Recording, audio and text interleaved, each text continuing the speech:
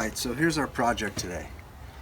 I've got a customer who has brought me a little over 200 boxes that have the wrong engraving put on the wooden box. These came from somewhere else where the boxes were no longer used, and she wants to repurpose the boxes. So the challenge for today is, how do you remove an old engraving or previous engraving on wood and get it ready for laser engraving a new logo on the top? I've gone through some trial and error. I've tried different tools, and I've landed on a method that I think is fast, which is important when you're laser engraving and doing production work. Gets the job done real nice. So I'm going to show that to you today. I believe this is some kind of alder wood. It's a really nice box. It's actually, usually these are made out of pine, but this is actually a nice, it's kind of a softer wood. And the engraving, I don't know if you can see it, it's pretty deep in there. So it's a little bit of a challenge. It's not just a surface mark, it's actually got some depth to it. So we need to plane off all the way down basically to pass the engraving to get it to disappear and make it look like it was never there. So the two tools that I'm going to be using today are going to be this rigid 3-inch belt sander with some 50 grit sanding belts, which are really beefy and meaty, and they're going to shred the wood. And you would think, oh, it's going to ruin the nice finish. So it would ruin the finish if we didn't have this other tool, which is another rigid power tool.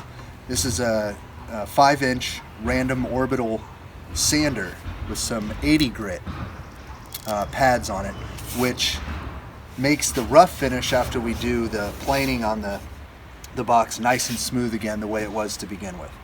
So between these two tools right here, I'm pretty confident that I could erase any engraving on any piece of wood, as long as we had enough wood to work with. And luckily on the edge of this box, the whole lid itself is like almost a ½ an inch thick, so we've got some area. The other thing that I did, I don't know if you can see here, is I'm using this plastic 6-foot foldable table for my workspace.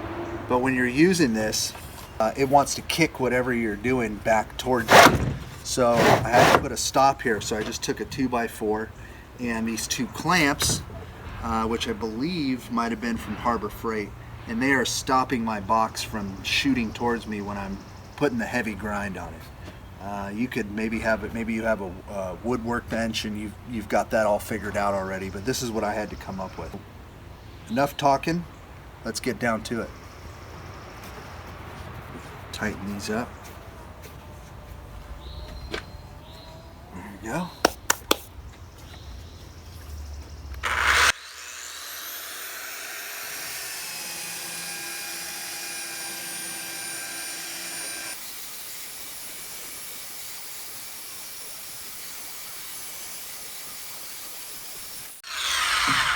One important thing to remember when you're doing this is you want to make sure that you're always going with the grain of the wood, and that you're doing the whole surface, not just the area where the engraving was, because if you just did that, you're just going to have this big pit down the middle and an uneven surface.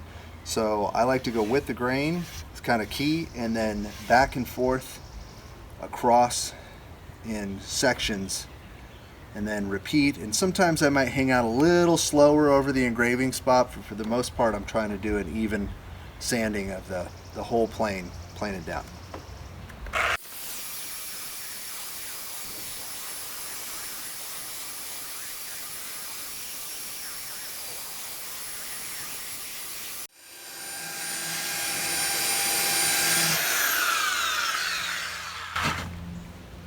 Alright, so that's our initial deep grind right there, and the surface is pretty rough, and you can feel from the 50 grit that it's not the same finish anymore. So that's where we're going to come in with the rigid random orbital sander, and we're going to finish off the roughness very quickly.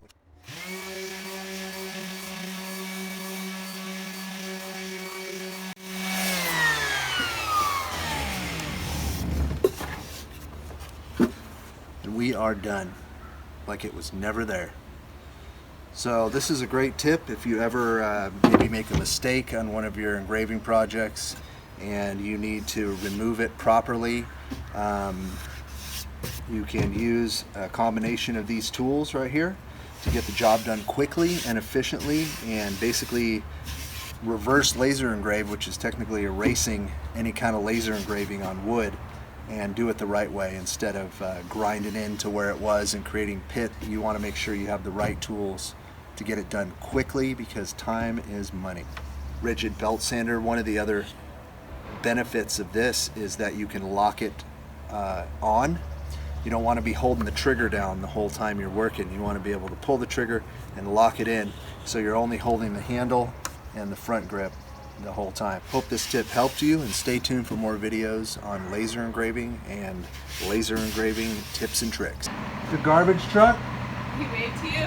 I guess. I was trying to shoot a video of the process and the garbage truck's ruining my whole video. It's still rolling. I said, well, so it's still rolling right now, but I'll continue where I left off. I'm like, and this isn't that. And you still haven't eaten your pizza. And I still haven't eaten my pizza.